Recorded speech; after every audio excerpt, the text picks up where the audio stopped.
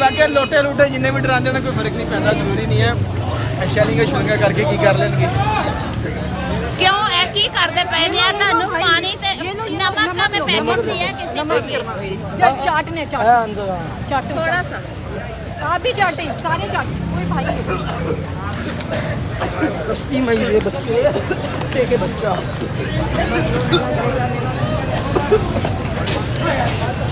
ये आवाम पे दोबारा से शेलिंग हुई है। शेलिंग की बदबू से एक्सपायर शेल की वजह से बदबू और उसके जो है इसको स्मेल को जो है वो एक्सेप्ट नहीं कर पा रहे लोग, शदीद तकलीफ में है इस वक्त।